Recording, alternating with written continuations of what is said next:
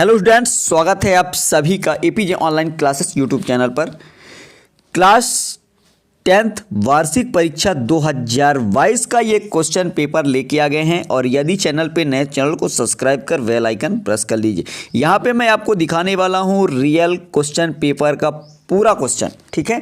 तो वीडियो को लास्ट तक देखिए, इसकी बिल्कुल मत कीजिए। चैनल पे नए, चैनल को सब्सक्राइब कर बेल आइकन प्रेस कर लीजिए, जिससे आने वाले वीडियो का नोटिफिकेशन मिलता रहे। और हाँ, एग्जाम दे के आइएगा तो पूरा क्वेश्चन आप मिला सकते हैं, यहीं से पूरा क्वेश्चन मिलने वाला है। तो मैं रियल पेपर तो नहीं दे रहा हूँ, क्योंकि एमपी बोर्ड के सख्त निर्देश हैं पेपर को यूट्यूब पर वायरल करना, इसलिए मैं मोस्ट इंपॉर्टेंट क्वेश्चन के तौर पर आपको बता रहा हूँ, ठीक है।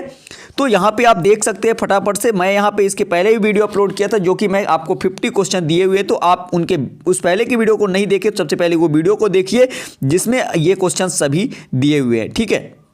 अब इस वीडियो में मैं आपको क्वेश्चन नंबर 1 से क्वेश्चन नंबर 50 तक यानी पूरा सॉल्यूशन देने वाला हूं। यदि आप इस क्वेश्चन को तैयार कर लेते हैं तो आपके एक भी क्वेश्चन नंबर 5 से क्वेश्चन नंबर 22 तक के एक भी क्वेश्चन नहीं छूटेंगे, ये मेरा वादा है। चलिए आइए शुरू करते हैं फटाफट से और इसके आंसर की बात करते हैं। इसके पहले की वीडियो आप पहले देख लीजिए, तो आपको ये पूरा समझ में आएगा। चलिए आइए आगे बढ़ते हैं और देखेंगे इसका आंसर।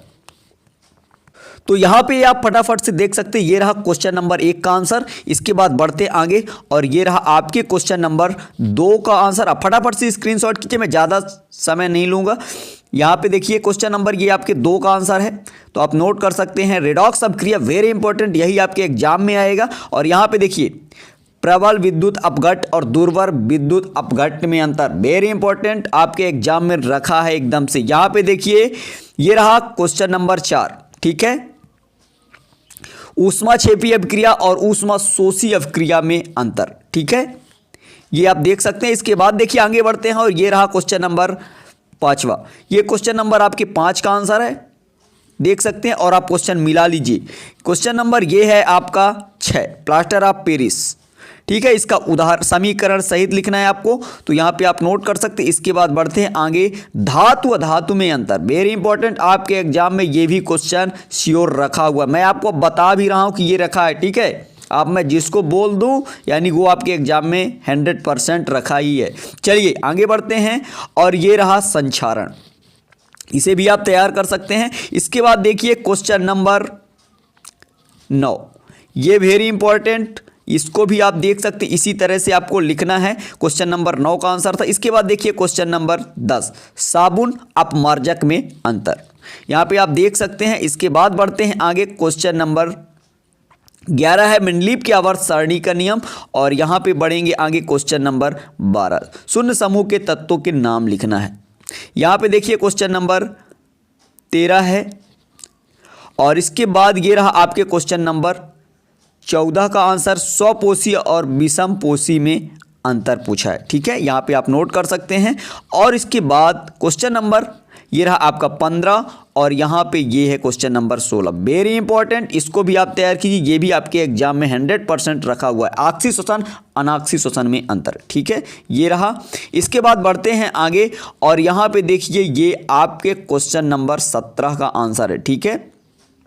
तो आप देख सकते हैं, मानव हृदय का नामांकित चित्र आपको इसी तरह से एग्जाम में बना के आना है और इसका इसी तरह से नामकरण भी करना है, ठीक है। और ये भी क्वेश्चन आपके एग्जाम में 101% रखा हुआ है। यहाँ पे आगे बढ़ते हैं, ये रहा क्वेश्चन नंबर 18, वेरी वेरी 101%, ये क्वेश्चन तो आपके एग्जाम में श्योर यही आएगा, ठीक है। ये आप देख लीजिए, धमनी और सिरा में अंतर। इसके बाद बढ़ते हैं आगे, ये रहा क्वेश्चन नंबर 19, रक्त क्या है, रक्त के कार्य, ये इस तरह से ये 19 क्वेश्चन। और इसके बाद देखिए क्वेश्चन नंबर 20, ये डायग्राम आप बना के जाइए प्रैक्टिस करके, मनुष्य के पाचन तंत्र का नामांकित चित्र, ठीक है, वेरी इंपॉर्टेंट है ये भी। चलिए आगे बढ़ते हैं, क्वेश्चन नंबर 21, स्वपरागण और परपरागण में अंतर, ठीक है, इसका भी आप स्क्रीनशॉट कर सकते हैं। और आगे बढ़ते हैं, अलैंगिक प्रजनन और लैंगिक प्रजनन में अंतर, ठीक है, ये रहा, इसका स्क्रीनशॉट आप कर सकते हैं और वीडियो को रोक के लिखिए, अभी तैयार कीजिए।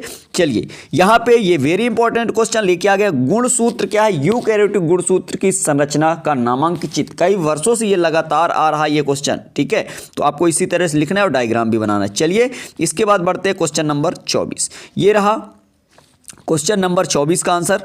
और इसके बाद देखिए ये क्वेश्चन नंबर 25 का, डीएनए का पूरा नाम, ये क्वेश्चन आपके एग्जाम में आएगा। ठीक है, चलिए आइए बढ़ते हैं क्वेश्चन नंबर 26 की ओर।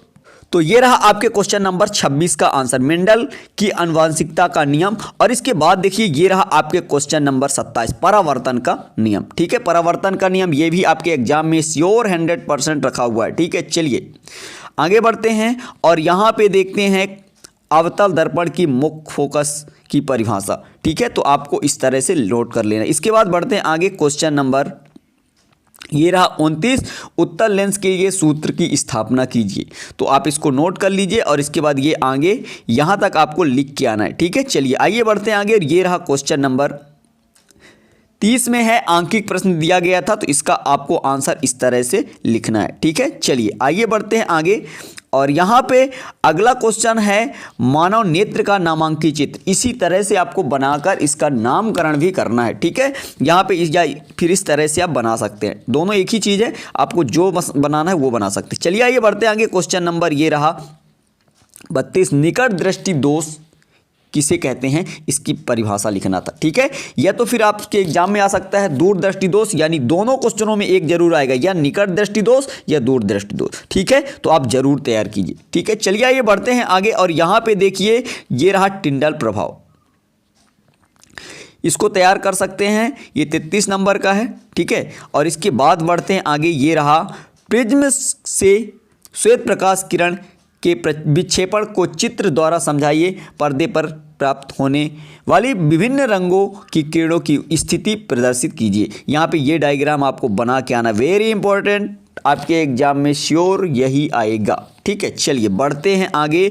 और यहाँ पे आप देख सकते हैं खाद्य सघन माध्यम और विरल माध्यम में अंतर। इसके बाद बढ़ते हैं आगे। और ये रहा आप ओम का नियम, वेरी इंपॉर्टेंट। ठीक है, ये रहा आप देख सकते हैं।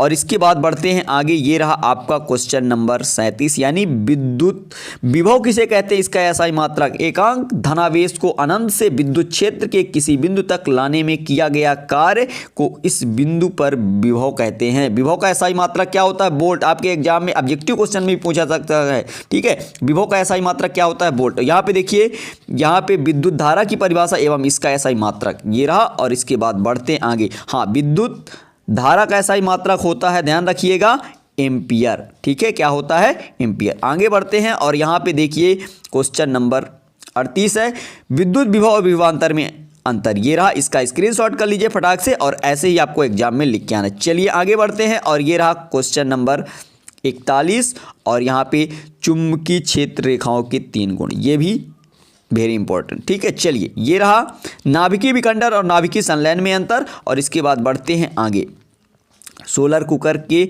उपयोग के लाभ लिखिए। ठीक है, इसके बाद आगे देखिए।